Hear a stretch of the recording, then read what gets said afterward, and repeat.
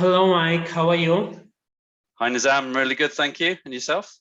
Yes, I'm good too. And friends, we have Mike here. Thank you very much, Mike, for giving me this opportunity to interview.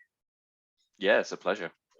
So, friends, let me introduce you to Mike.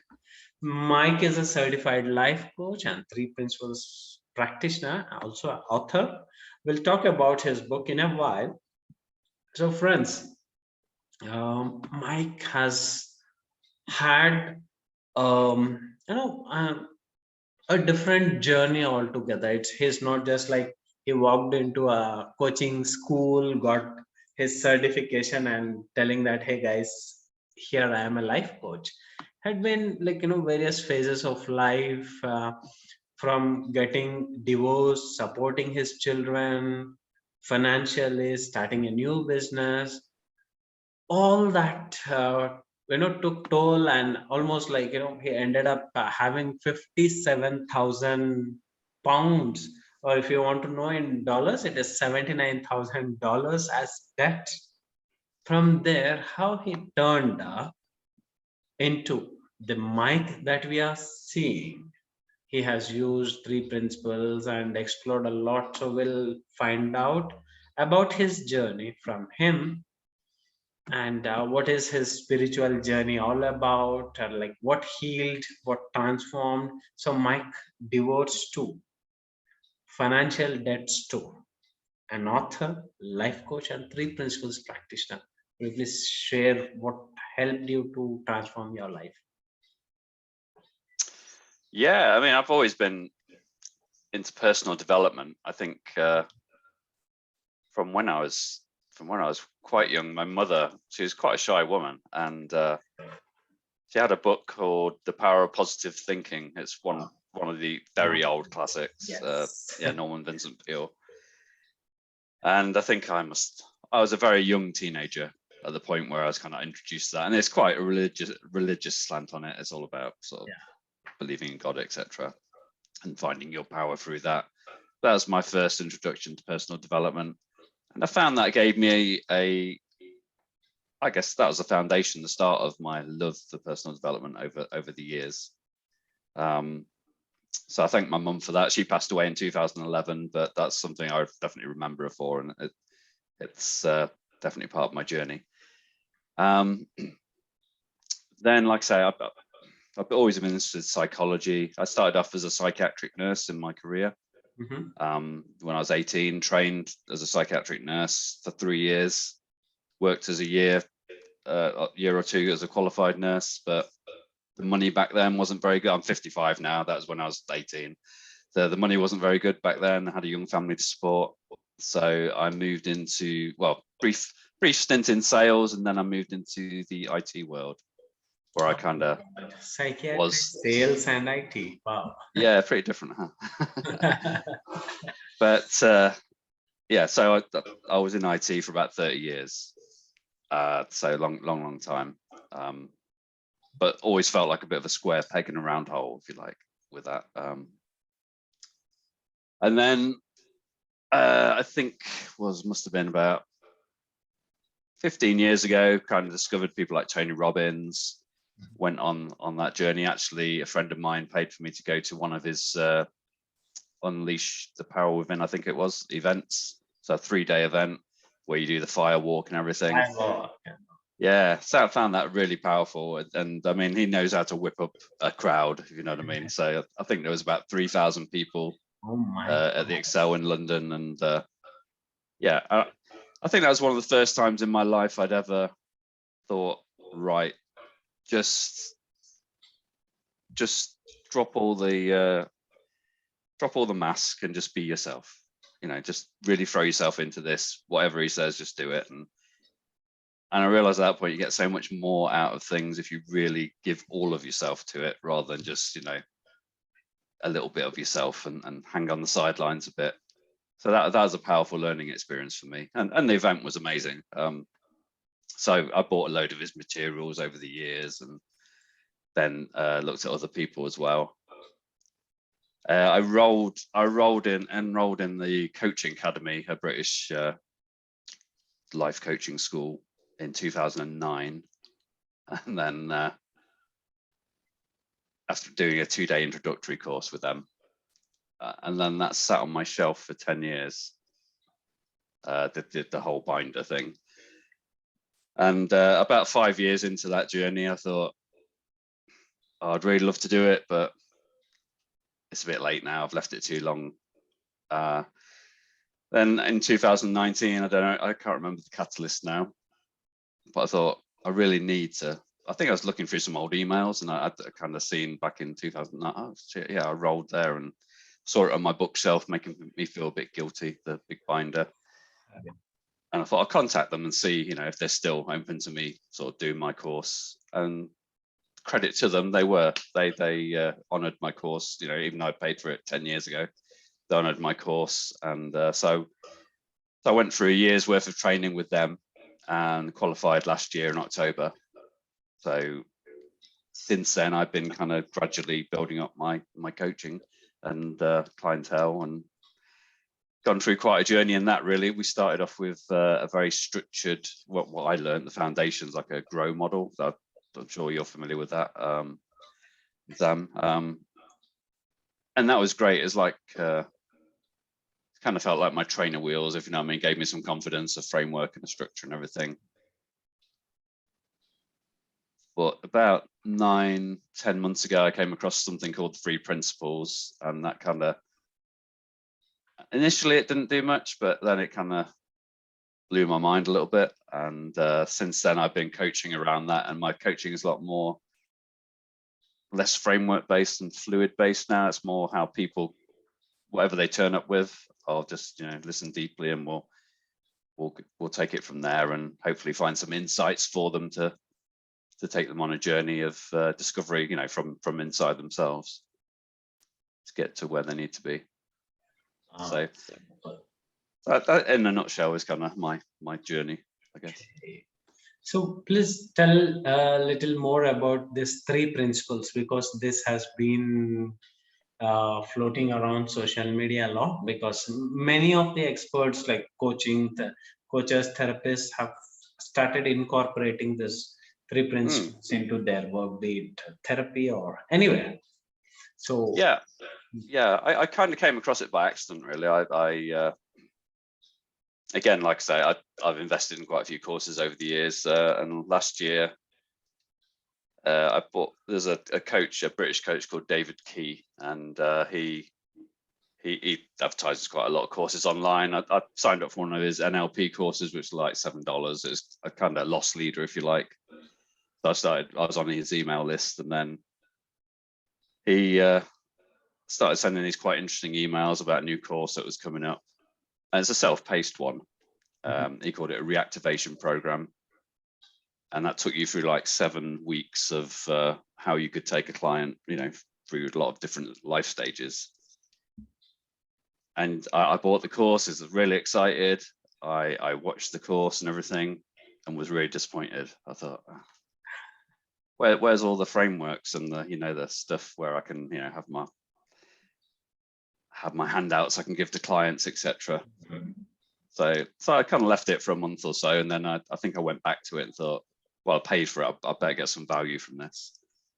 And then I was just watching the first episode again, and I had an insight at that point, and it kind of struck me suddenly. And I'm going to say, up until that point, because still work in IT, and up until that point, I found, because I didn't want to be in the IT role anymore, I found it quite stressful. I was kind of turning up for work, dreading work, probably thinking, I'll phone in sick. I didn't, but I kind of, had that thought, I'll phone in sick so I can avoid work, because I don't really want to be there, not enjoying the work at all. The people were nice, but, not the work itself. And suddenly, with this insight I'd had, I realized I was creating all that stress myself. I realized it wasn't the people around me. It wasn't the work. It was just my thinking about the work that's causing all the stress. And that was a major insight for me. And that your thinking causes what you feel. So if you start dwelling on something, you're going to start feeling it. And like I say, for me, that was a major revelation, and suddenly my stress has dropped away in all areas of life. So yeah, so that was sorry, I forgot the question. I think was that So my question is like, what is this 3 principles all about? okay, well, that was my introduction to it. So Okay. I then went delving a little bit more for information about the 3 principles. I came across an organization called the 3 Principles General Council. I joined their apprentice program to be apprentice practitioner, and essentially, I think the guy who came up with the idea was about 40 odd. He was a Scottish welder. He'd moved to Canada with his family, and he had a very basic education.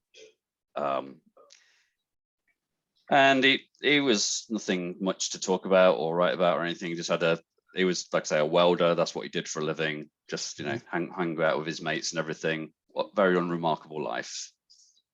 I believe he went on a retreat with his wife I think it was about relationship kind of coaching.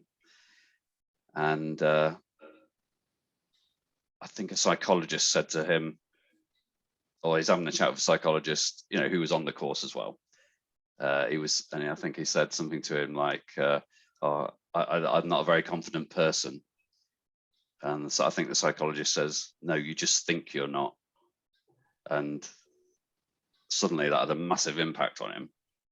And he realized, oh yeah, God, I just think I'm not. He said, do you realize what you said? And the psychologist repeated it back to him, but didn't realize the impact it had. And so Sid went off, and this is a bit of a revelation to him, that his thinking was causing, you know, how he was feeling about confidence and things. And then I'm not sure how long it was later, but he had what you call almost an enlightening moment. He said he was sat there with his wife and his mother-in-law in the house. He's looking out, I think, out the window, and suddenly there's a very bright light. He says it's just for like 2 seconds, just for 2 seconds. He just had an experience where everything was he felt like everything was revealed to him, as in he felt about the nature of mind and life and everything. And that's what the 3 principles is about, really. So Okay. The three principles are about mind, universal mind, consciousness, and thought. So the idea is that we're all connected. We all have access to this universal mind. If we can quieten ourselves down enough to listen, then we all have access to like universal wisdom, if you like. And I guess that's, you know, practiced throughout history. I mean, if you think like Buddhism and everything, where they're trying to kind of, you know, quieten with meditation, etc., trying to get that internal wisdom and saying access to that. So it's saying we've all got access. So it doesn't matter how rich you are, how poor you are, we've all got that if we can quieten ourselves down enough. And then consciousness is just about really how we experience our life, and that's through like our 5 senses. So how we take in things and experience the world. And then we've got the power of thought, which is our creative power, really. And sometimes we use it for brilliance, and sometimes we use it not for good thing, as in internally on ourselves. We can punish ourselves and not realize it sometimes, as in, you know, telling ourselves the stories, which you must be familiar with as a life coach, where people get wrapped up in a story, totally believe it. But the overarching idea of the 3 principles is that we're all innately mentally healthy. We just wrap ourselves in so much thought that clouds our mental health, if you like. I don't know if I made sense of that or did it justice, but that's kind of a rough idea. Yeah, it gave a basic idea about 3 principles. How it is.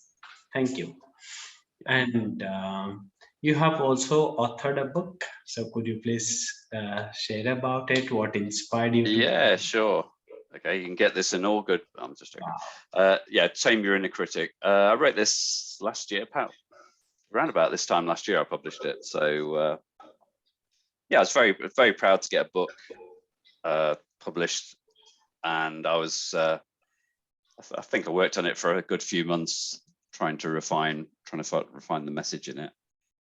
I guess I wrote it for me, really. I know you hear a lot of authors say things like that, and that's true. I mean, it was I always had that idea of an inner critic inside me, sort of pulling me down and telling me, you know, I wasn't good enough, or I guess having that inner voice in you when you're going to do something, and it's that little nagging voice telling you, no, you're not going to be very good at this. Yeah, And again, I think I said to you before we started this, yes, Nizam, that if I was to write this again today, I'd write it differently.